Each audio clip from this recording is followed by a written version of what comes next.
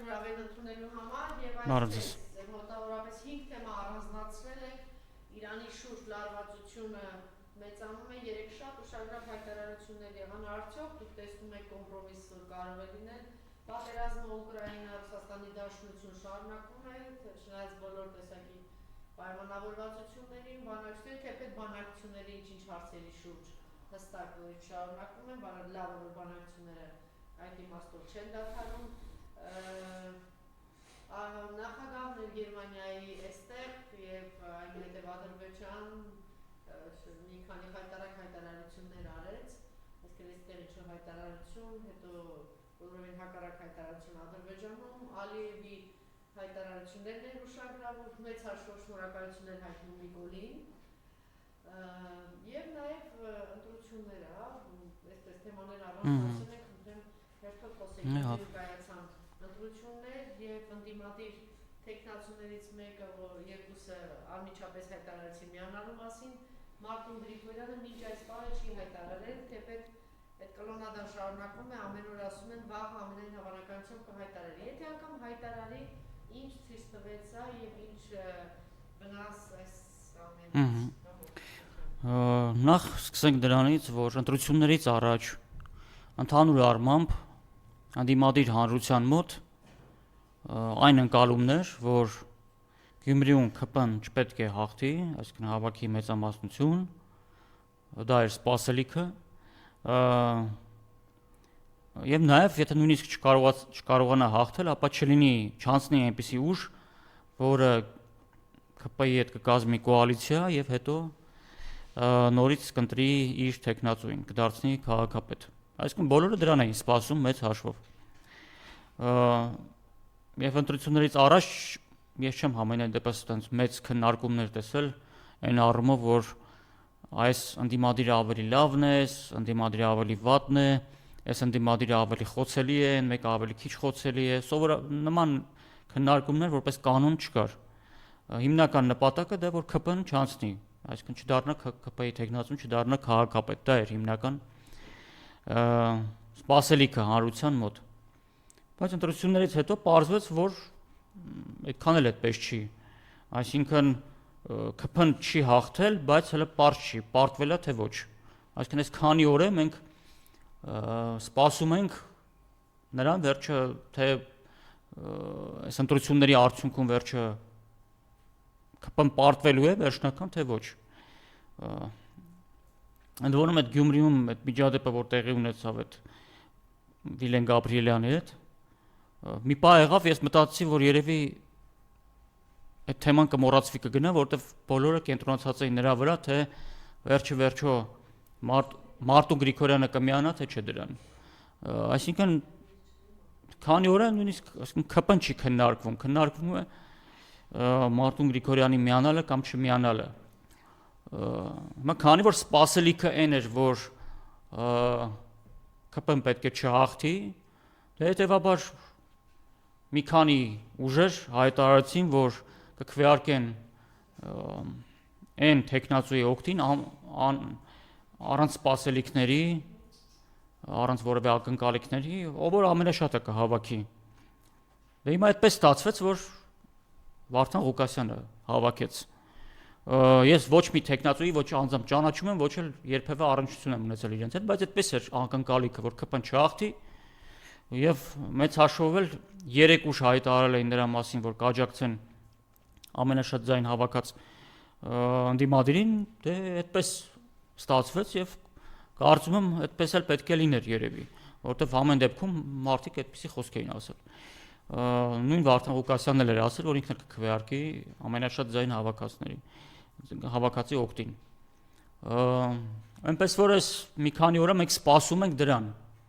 Հիմա ընտրությունից հետո սկսվեց ինչ-որ քննարկումներ Մարտին Գրիգորյանի ճամբարից, համախոհներից, որ ինչ-որ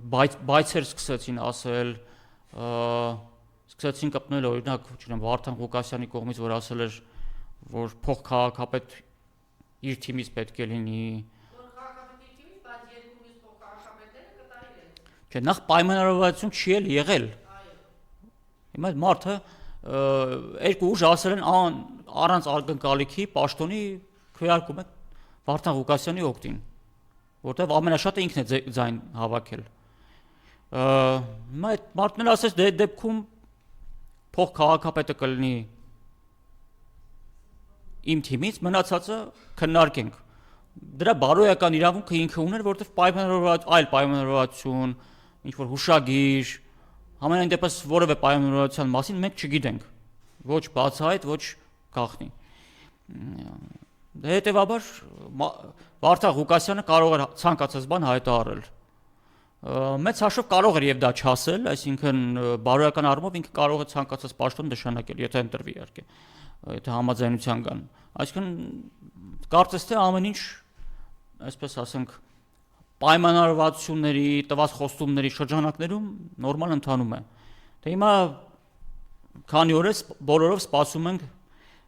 պատասխանին Մարտուն Գրիգորյանի կողմից։ Հիմա սկսել են քննարկումներ, թե Վարդան Ղուկասյանը այդքան էլ մոտավորապես այդքան էլ լավ ընդդիմություն չի, տարբեր ինչ որ վարկածներ են առաջ քաշվում, քրեական գործեր կա իր վրա, չգիտեմ, եւ այլ, ինչ որ անցյալից են բաներ հիշում։ Դե հիմա ինչ ասենք, բա ասենք վեր կենանք, ասենք միակ անխոցելի, ասենք ընդդիմադիր ով է, Արտուր Վանեցյանն է։ Հիմա այդպես է ստացվել, առաջին տեղը ինքն է գրավել ընդդիմադիրների միջից։ Մարտուն Գրիգորյանը գրաված ելներ, կասենք դե գնացեք քվեարկեք Մարտուն Գրիգորյանի օգտին, որովհետև այդպես եք դուք պայմանավորվել, այդպես եք խոսք տվել, ամենայն դեպս այդպեսի ակնկալիք կար։ Ես ոչ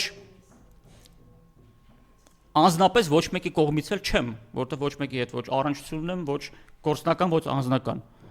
Բայց հիմա եթե թեման մենք խոսում ենք, քննարկում ենք, ուրեմն եղել է ոչ թե պայմանավորվածություն, այլ խոստում, որ կքվեարկեն ամենաշատը ձայն հավաքած ընդդիմադիրի օգտին, եւ հիմա պետք է կարծում եմ դա սպասելիքը ամենայն դեպս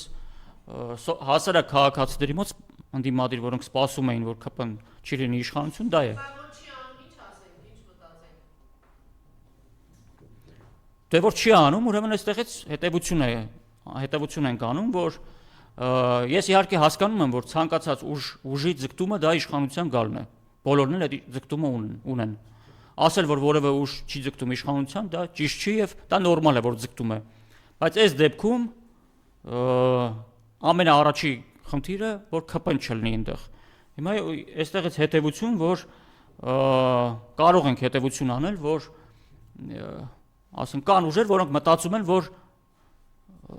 բացի եթե Նիկոլը ԿՊ-ն չի, ուրեմն իրենք պետք է լինեն, ուրիշ ընդդիմադիր չպետք է լինի, կամ ուրիշ ուժ, որին վստահել է ենթադրենք տվյալ դեպքում Գյումրին չպետք է լինի։ Այսինքն այս դեպքում ստացվում է, որ իշխանության համար պայքարը ավելի կարևոր է, քան Գյումրիում ԿՊ-ի իշխանության չլինելը։ Այսինքն մենք հասարակ քաղաքացիներս շարքային այդպեսի հետևություն կարող ենք անել։ Մեծ հաշվով իդեպ Մարտուն Գրիգորյանը կարող էր հենց ամենաառաջինը դա հայտարարել, որ ձայնը կտա ամենաշատ ձայնը հավաքած ընդդիմադիրին, դրանով իսկ իդեպ բավական շահեկան վիճակում կհայտնվեր, բայց հիմա օրերը գնում են, ձգվում են, մինչև հիմա որևէ պատասխան չկա, ճիշտն ասած արդեն ինչ որտեղ արդեն հետաքրքիր չի սպասել այդ պատասխանին, բայց տեսնենք, հիմա թող վերջնական պատասխանը տրվի, նոր դրանից հետո հետևությունը կանենք։ Բայց այս իրավիճակը բավականին անհանգստացնող է, որովհետև եթե սա Գյումրու ընտրություններն են, բավական մյուս օր այլ process-ներ լինեն, եւ ինչ է լինելու, դրա այդ դեպքում արդեն։ Հիմա տեսնենք, թող սպասենք վերջնական պատասխանին։ Սա ինչ վերաբերվում է Գյումրու ընտրությունների հետ կապված,